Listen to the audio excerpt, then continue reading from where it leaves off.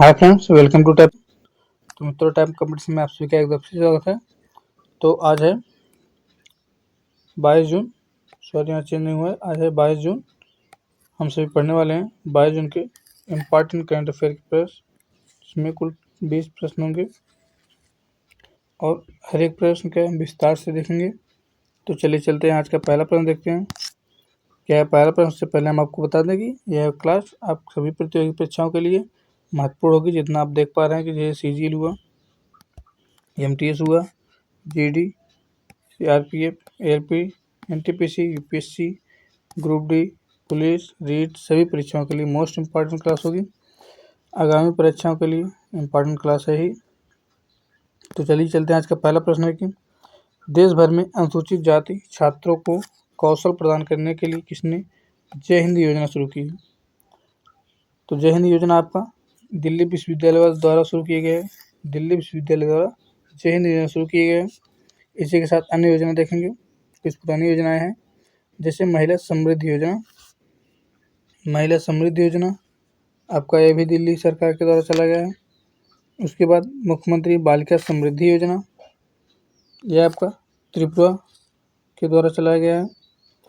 फिर मुख्यमंत्री कन्या आत्मनिर्भर योजना, ये भी त्रिपुरा के द्वारा चलाया गया है। जिसे आप ध्यान रखिएगा। चलते अगले स्लाइड में। अगले स्लाइड में है आपका कि भारत ने ईरान से भारतीयों को निकालने के लिए कौन सा ऑपरेशन लॉन्च किया है? तो ऑपरेशन सिंधु लॉन्च किया है। ऑपरेशन सिंधु भारत में ईरान से भारतीयों को निकालने के लिए चलाया गया एक महत्वपूर्ण ऑपरेशन है। ऑपरेशन सिंदूर बताइएगा आप किससे संबंधित थे, कमेंट करिएगा आप लोग सभी। ऑपरेशन सिंदूर किससे संबंधित है?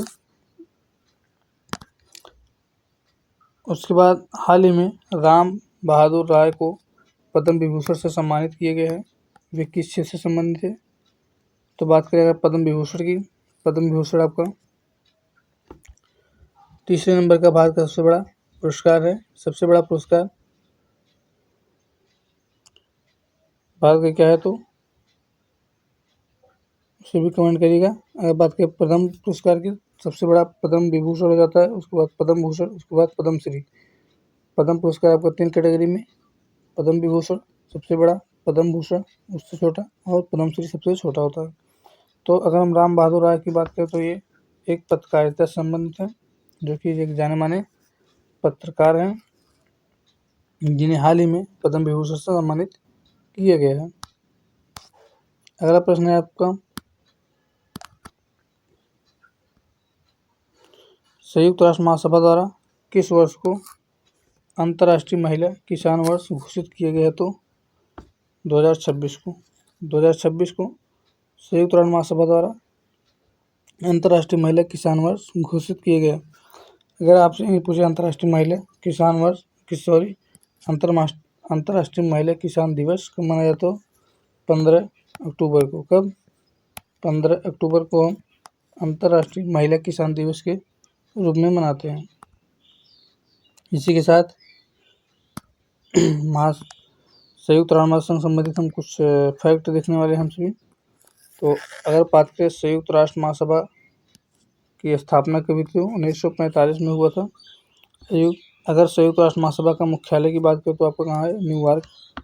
अगर यहीं पूछ ले कुल कितने देश शामिल हैं संयुक्त राष्ट्र महासभा में, तो 193 देश शामिल है। वर्तमान में अध्यक्ष पूछे तो महामहिम सी ड्रेनिस, जो कि एक फ्रांसीसी हैं, एक संयुक्त राष्ट्र महासभा के अध्यक्ष हैं वर्तमान में। चलिए चलते हैं अगले प्रश्न पे। अगला प्रश्न ये है कि हाल ही में कैंसर के उपचार के लिए किस देश के वैज्ञानिकों ने नैनो कप संरचना वाली थेरेपी तकनीक विकसित की है? तो आपका भारत देश कैंसर के उपचार के लिए नैनो कप संरचना वाली थेरेपी तकनीकी विकसित की है। भारत के संबंध में कुछ और प्रश्न देखेंगे। तो भारत के संबंध में है, भारत 2025 और 26 के लिए एशियाई उत्पादकता संगठन का अध्यक्ष बना है। भारत 2025-26 के लिए एशियाई उत्पादकता संगठन का अध्यक्ष बना है।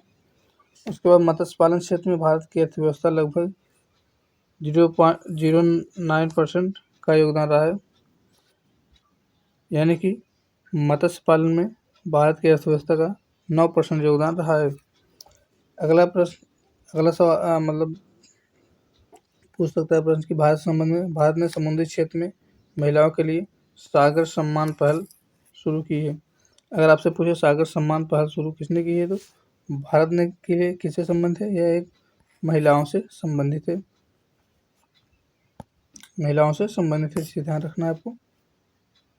फिर आइए प्रश्न है कि सौर ऊर्जा से अपनी ऊर्जा मांग पूरी करने वाला देश का पहला जिला कौन बना है।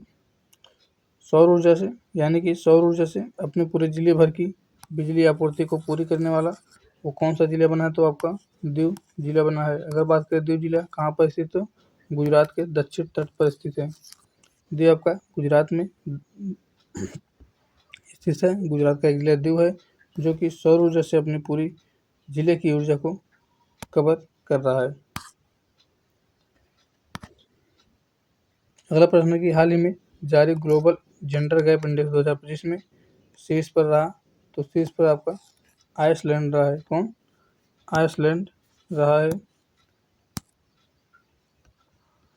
फिर प्रश्न पूछा है कि हाल में गोवा में जीआई टैग मिला है, किसे मिला है, तो फेनी को गोवा में जीआई टैग हाल ही में मिला है, जो इम्पोर्टेंट प्रश्न है।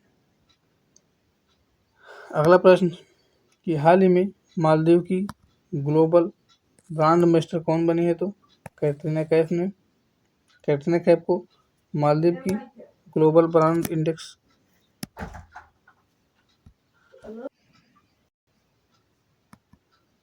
कैटरीना कैफ को मालदीव की ग्लोबल ब्रांड एम्बेसडर बनाया गया है। उसके बाद चलते हैं अगले प्रश्न पे। अगला प्रश्न आपसे पूछा है कि हाल ही में चर्चा में रहे डिपो दर्पण पोर्टल का संबंध किससे है, तो डिपो दर्पण पोर्टल आपका उपभोक्ता मामले और खाद्य एवं सार्वजनिक वितरण मंत्रालय से संबंधित है।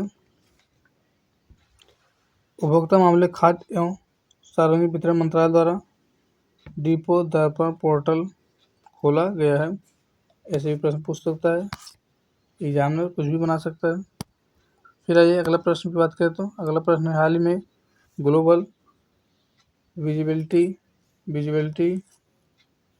इंडेक्स 2025 में कौन सी स्थान पर रहा, तो आपका कोपेनहेगन रहा है। कोपेनहेगन रहा है। कोपेनहेगन ग्लोबल लिबर्टी इंडेक्स 2025 में शीर्ष स्थान पर रहा है।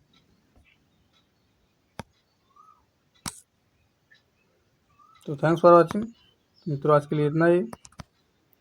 अगर क्लास अच्छी लगी तो लाइक कर दीजिएगा, कमेंट में बताइए क्या कमियाँ रह गई हैं, अपने मित्रों के साथ जरूर शेयर करें, क्योंकि अच्छे कंटेंट के लिए अपने मित्रों को भी पहुंचाइए। आप चैनल में नए तो चैनल को सब्सक्राइब कर लीजिए।